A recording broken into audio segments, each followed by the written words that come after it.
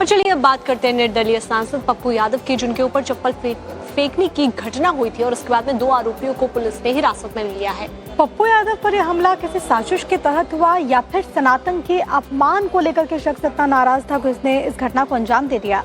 Police अब हर angle से मामले की तफ्तीश कर रही है। पहन करके आप भगवान राम की मूर्ति लेकर के आप दूसरे आदमी के उसके अवधेश प्रताप के पैरों में रख रहे हैं, ये कहाँ का सम्मान करा आपने?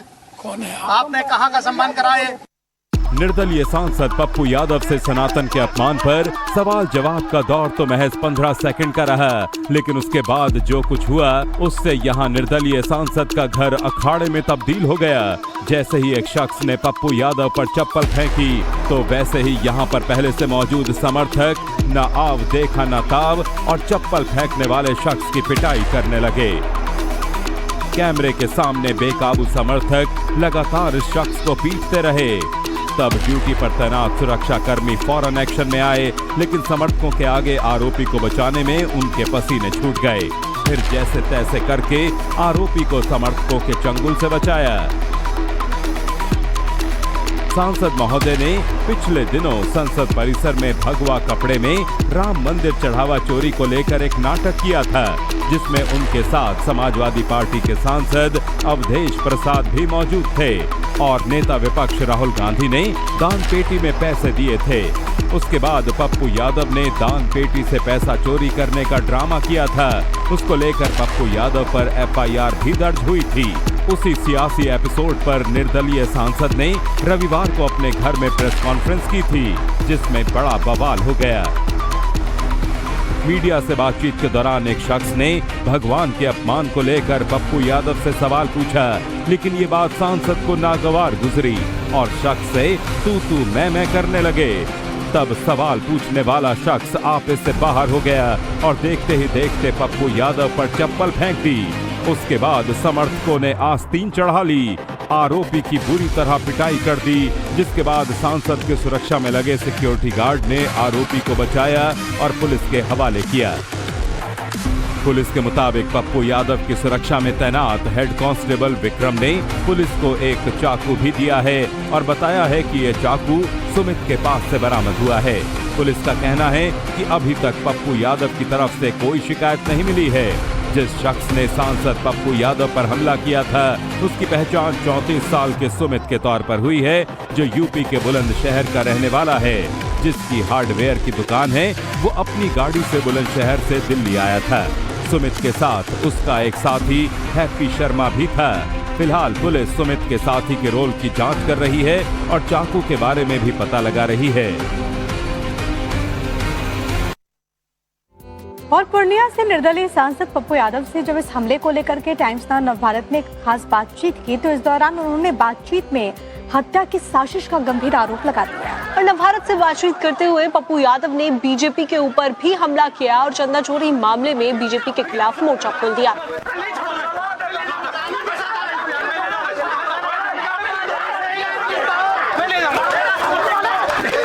सर ये बताइए किस तरीके से और किन लोगों ने आपके ऊपर हमला किया? सर सब तो थे ही ना। आज जनता नहीं होती मैं बोल नहीं पाऊंगा सर। आज जनता नहीं होती तो हम नहीं बचते। लगातार बाहर बैठे संत, कई बाबा बोल रहे हैं कि जला दो, कई लोग बोल रहे हैं मार दो, कई लोग बोल रहे हैं बाहर से ही लोग मरवाना चाहते हैं। कल मेरे बच्चों के घर पे जाके धमकी दिए। क्यों सर? काहे मेरे बच्चों के घर पर आप गए? गलती यदि मैंने, आपको लगता है कि मेरा आवाज उठाना गलत है क्या? हनुमान जी को नचाओ तब ठीक, राम की पतंग उड़ाओ तो ठीक, चंपत राय सबकी चोरी कर ले तो ठीक, गिरियक जब कोषाध्यक्ष सब कुछ गायब कर दे तो ठीक, शंकराचार्य पर हमला करो ठीक, बद्रीनाथ की चोरी कर लो ठीक। और चलिए अब बात करते हैं निर्दलीय सांसद पप्पू यादव की, जिनके ऊपर चप्पल फेंकने की घटना हुई थी और उसके बाद में 2 आरोपियों को पुलिस ने हिरासत में लिया है। पप्पू यादव पर यह हमला किसी साजिश के तहत हुआ या फिर सनातन के अपमान को लेकर के शख्स इतना नाराज था कि उसने इस घटना को अंजाम दे दिया। पुलिस अब हर एंगल से मामले की तफ्तीश कर रही है। पहन करके आप भगवान राम की मूर्ति लेकर के आप दूसरे आदमी के उसके अवधेश प्रताप के पैरों में रख रहे हैं, ये कहाँ का सम्मान करा आपने? कौन है आपने कहाँ का सम्मान करा? निर्दलीय सांसद पप्पू यादव से सनातन के अपमान पर सवाल जवाब का दौर तो महज 15 सेकंड का रहा, लेकिन उसके बाद जो कुछ हुआ उससे यहां निर्दलीय सांसद का घर अखाड़े में तब्दील हो गया। जैसे ही एक शख्स ने पप्पू यादव पर चप्पल फेंकी तो वैसे ही यहां पर पहले से मौजूद समर्थक न आव देखा न ताव और चप्पल फेंकने वाले शख्स की पिटाई करने लगे। कैमरे के सामने बेकाबू समर्थक लगातार इस शख्स को पीटते रहे। तब ड्यूटी पर तैनात सुरक्षा कर्मी फौरन एक्शन में आए, लेकिन समर्थकों के आगे आरोपी को बचाने में उनके पसीने छूट गए। फिर जैसे तैसे करके आरोपी को समर्थकों के चंगुल से बचाया। सांसद महोदय ने पिछले दिनों संसद परिसर में भगवा कपड़े में राम मंदिर चढ़ावा चोरी को लेकर एक नाटक किया था, जिसमें उनके साथ समाजवादी पार्टी के सांसद अवधेश प्रसाद भी मौजूद थे और नेता विपक्ष राहुल गांधी ने दान पेटी में पैसे दिए थे। उसके बाद पप्पू यादव ने दान पेटी से पैसा चोरी करने का ड्रामा किया था। उसको लेकर पप्पू यादव पर FIR भी दर्ज हुई थी। उसी सियासी एपिसोड पर निर्दलीय सांसद ने रविवार को अपने घर में प्रेस कॉन्फ्रेंस की थी, जिसमें बड़ा बवाल हो गया। मीडिया से बातचीत के दौरान एक शख्स ने भगवान के अपमान को लेकर पप्पू यादव से सवाल पूछा, लेकिन ये बात सांसद को नागवार गुजरी और शख्स से तू मैं करने लगे। तब सवाल पूछने वाला शख्स आपे से बाहर हो गया और देखते ही देखते पप्पू यादव पर चप्पल फेंक दी। उसके बाद समर्थकों ने आस्तीन चढ़ा ली, आरोपी की बुरी तरह पिटाई कर दी, जिसके बाद सांसद के सुरक्षा में लगे सिक्योरिटी गार्ड ने आरोपी को बचाया और पुलिस के हवाले किया। पुलिस के मुताबिक पप्पू यादव की सुरक्षा में तैनात हेड कांस्टेबल विक्रम ने पुलिस को एक चाकू भी दिया है और बताया है कि यह चाकू सुमित के पास से बरामद हुआ है। पुलिस का कहना है कि अभी तक पप्पू यादव की तरफ से कोई शिकायत नहीं मिली है। जिस शख्स ने सांसद पप्पू यादव पर हमला किया था उसकी पहचान 34 साल के सुमित के तौर पर हुई है, जो यूपी के बुलंदशहर का रहने वाला है। जिसकी हार्डवेयर की दुकान है, वो अपनी गाड़ी से बुलंदशहर से दिल्ली आया था। सुमित के साथ उसका एक साथी हैप्पी शर्मा भी था। फिलहाल पुलिस सुमित के साथी के रोल की जांच कर रही है और चाकू के बारे में भी पता लगा रही है।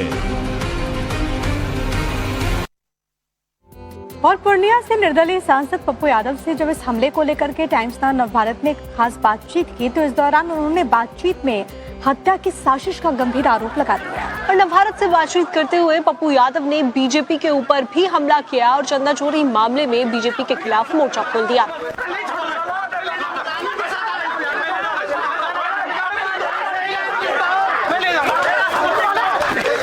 सर ये बताइए किस तरीके से और किन लोगों ने आपके ऊपर हमला किया सर? सर सब तो थे ही ना। आज जनता नहीं होती मैं बोल नहीं पाऊंगा सर।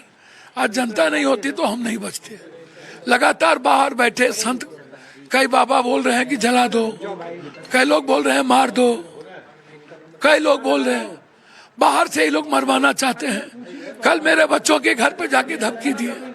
क्यों सर? काय मेरे बच्चों के घर पर आप गए? गलती यदि मैंने, आपको लगता है कि मेरा आवाज उठाना गलत है क्या? हनुमान जी को नचाओ तब ठीक, राम की पतंग उड़ाओ तो ठीक, चंपत राय सबकी चोरी कर ले तो ठीक, गिरियक जब कोषाध्यक्ष सब कुछ गायब कर दे तो ठीक, शंकराचार्य पर हमला करो ठीक, बद्रीनाथ की चोरी कर लो ठीक,